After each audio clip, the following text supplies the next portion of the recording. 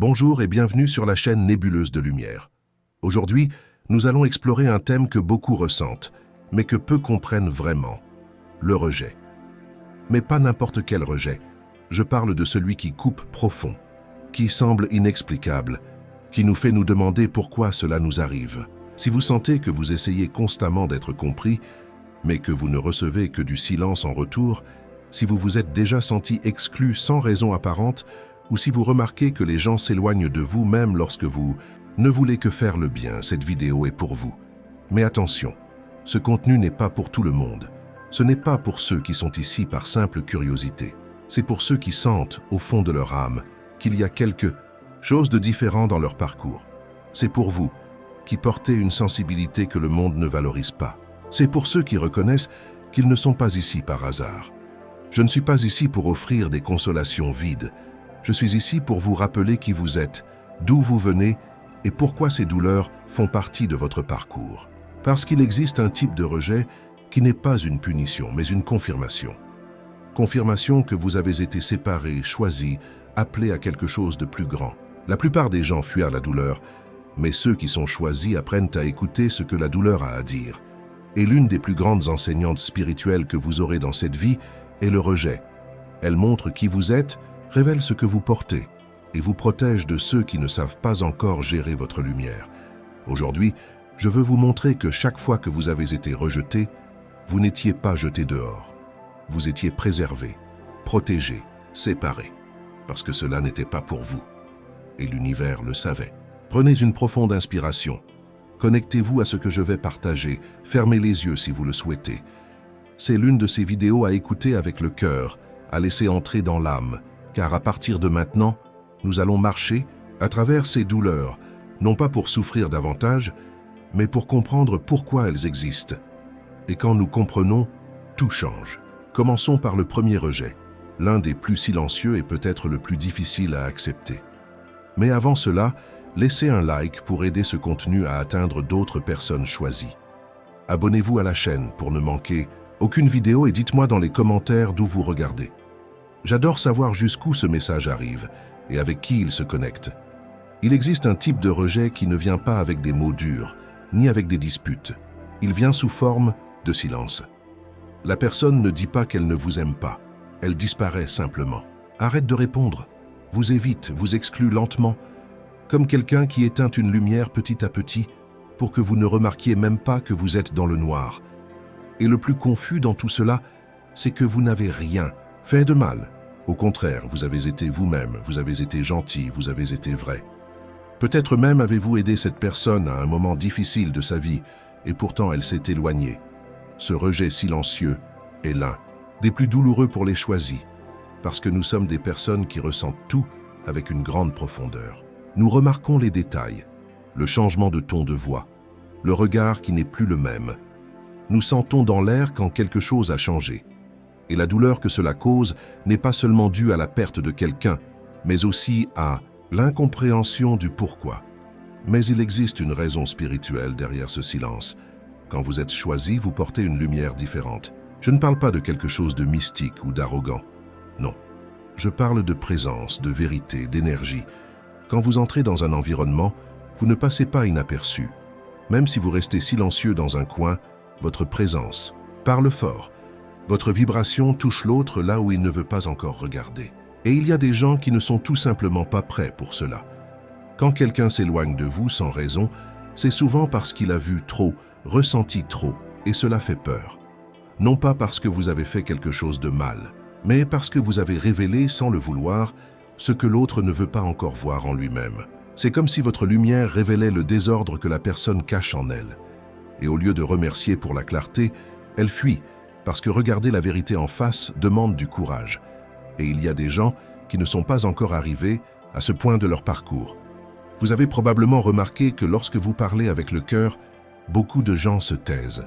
Quand vous partagez quelque chose de profond, l'autre change de sujet ou dit que vous êtes trop intense, trop sensible, trop compliqué. Mais au fond, ce qu'ils veulent dire, c'est « Vous m'avez fait ressentir quelque chose pour lequel je n'étais pas préparé. » Ce rejet n'est pas personnel, il est énergétique, spirituel. Et plus vous vous élevez, plus cela va arriver. Mais calme, ce n'est pas pour vous faire vous fermer. Ce n'est pas pour que vous cachiez votre lumière, au contraire. C'est pour que vous compreniez que ce silence n'est pas une punition, mais une réponse. Une réponse qui dit « Vous allez au-delà et tout le monde ne pourra pas vous suivre ». C'est pourquoi arrêtez d'essayer de vous expliquer, de vous diminuer pour vous adapter à l'espace de ceux qui ne savent pas vous écouter. Il y a des gens qui s'éloignent parce qu'ils ne peuvent pas faire semblant de ne pas avoir ressenti ce que vous avez éveillé. Et c'est bien. Vous n'êtes pas fait pour plaire à tout le monde. Vous êtes fait pour rappeler aux gens qui ils sont. Et cela, mon ami, fait peur. Cela peut être l'une des expériences les plus marquantes pour ceux qui sont choisis. Aimer quelqu'un qui n'est pas prêt. Et regardez, ce n'est pas n'importe quel amour. C'est cet amour pur, intense, plein de dévouement. Celui que vous offrez, sans peur, sans jeu, sans masque. Un amour que vous ne savez pas d'où il vient. Vous sentez simplement qu'il doit être donné.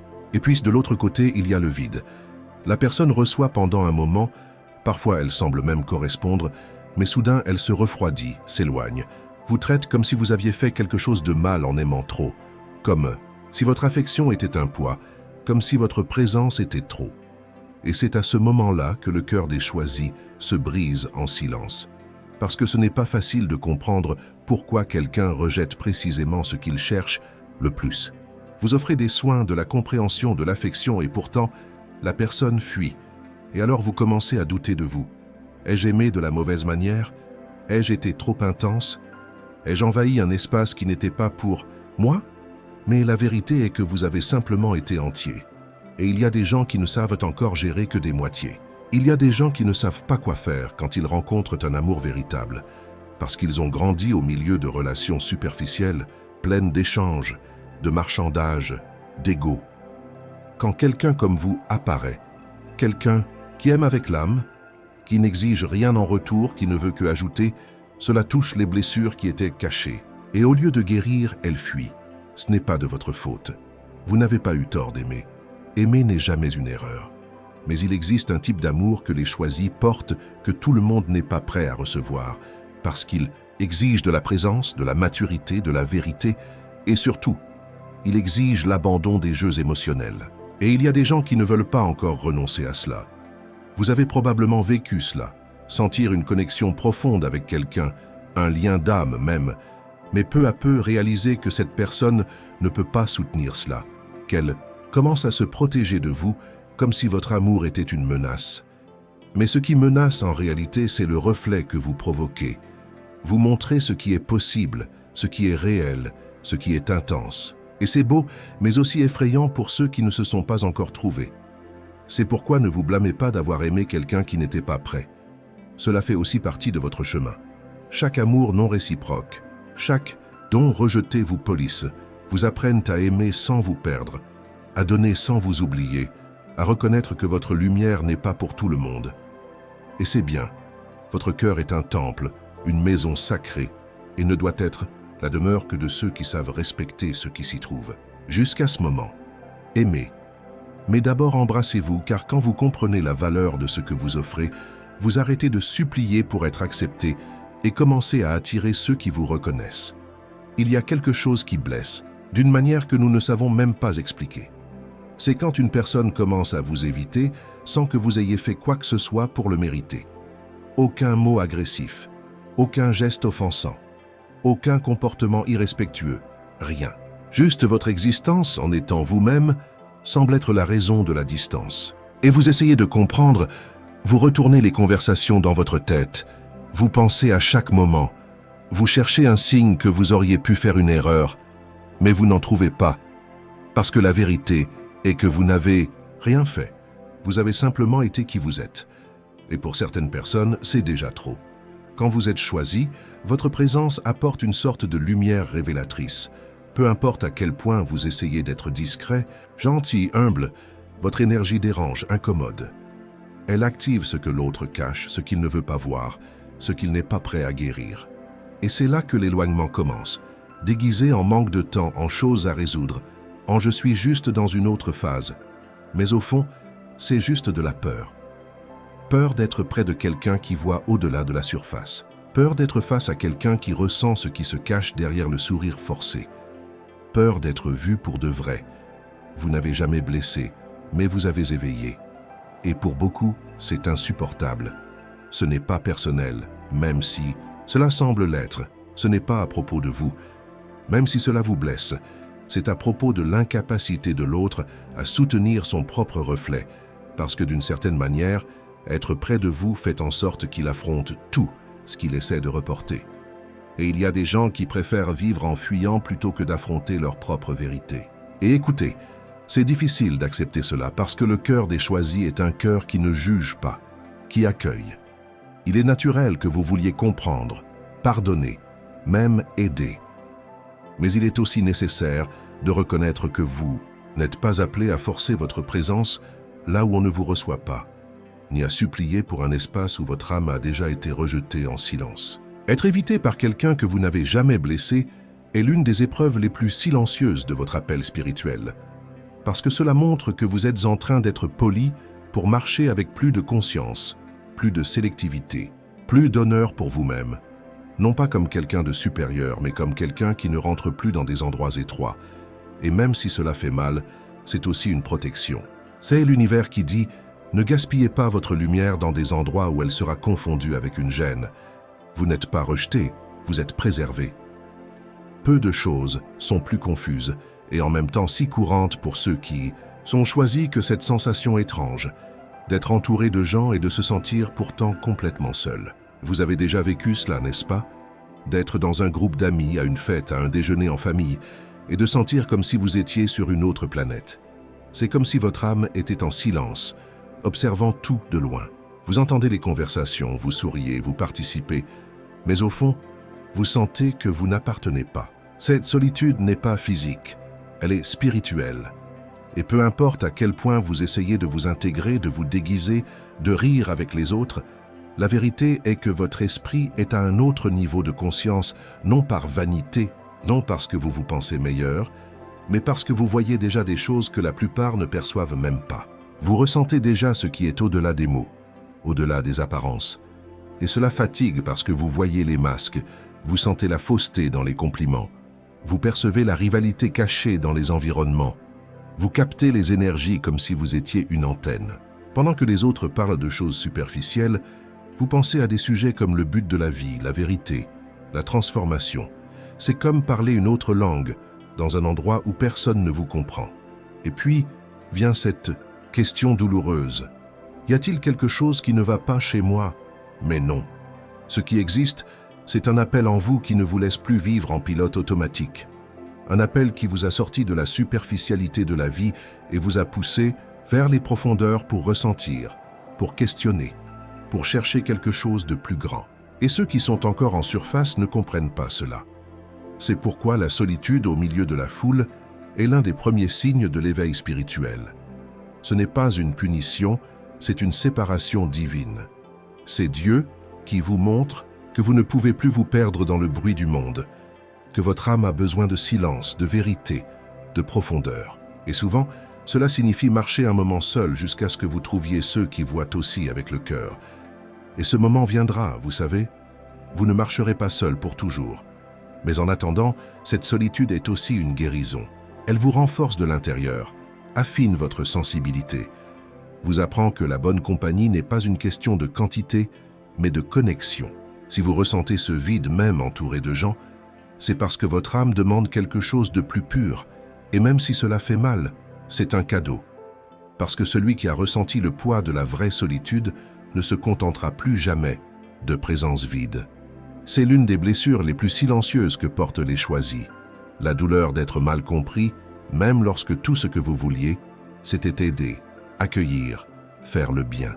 Vous parlez avec le cœur ouvert, mais on vous écoute avec méfiance. Vous donnez un conseil sincère, mais on pense que c'est une critique.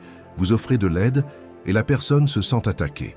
Et à la fin, il reste ce vide, cette sensation d'avoir tout fait avec amour et d'avoir été perçu comme quelqu'un qui voulait blesser. C'est difficile d'accepter cela, parce que celui qui porte un esprit choisi ressent les choses avec intensité. L'intention est toujours pure, mais tout le monde n'a pas la capacité de percevoir la pureté chez les autres. Et pire encore, il y a des gens qui sont tellement blessés qu'ils interprètent tout à partir de leur propre douleur. Ce que vous dites entre dans un cœur plein de rancœur et en ressort déformé.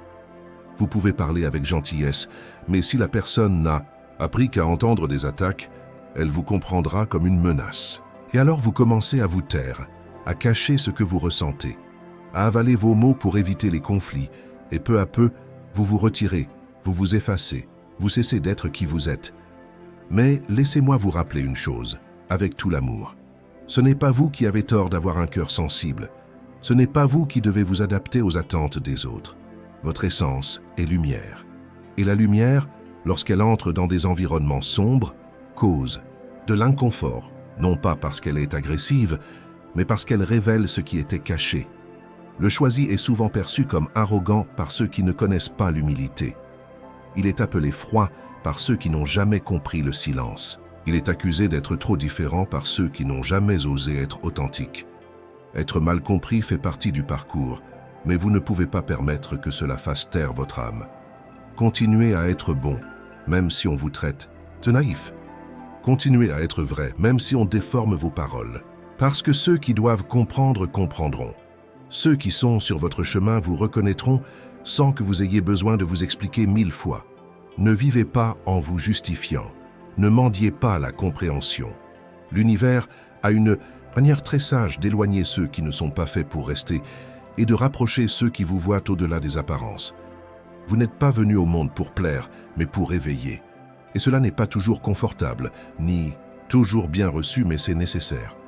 Vous avez probablement remarqué comment, parfois, plus vous vous éveillez, plus on vous traite comme si vous ne saviez rien. C'est étrange, parce que vous sentez en vous un savoir qui ne vient pas des livres, qui ne vous a été enseigné par personne. C'est comme si la sagesse avait jailli de votre âme.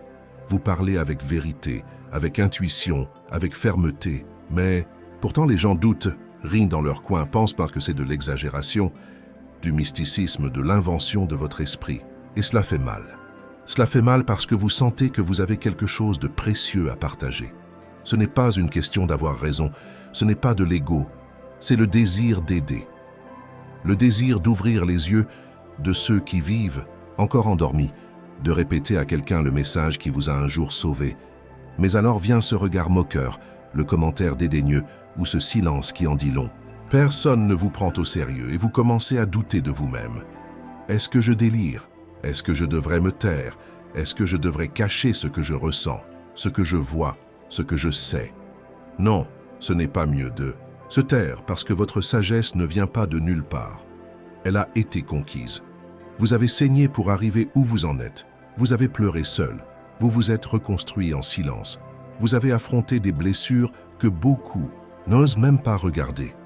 Vous avez traversé des déserts que seuls les choisis connaissent.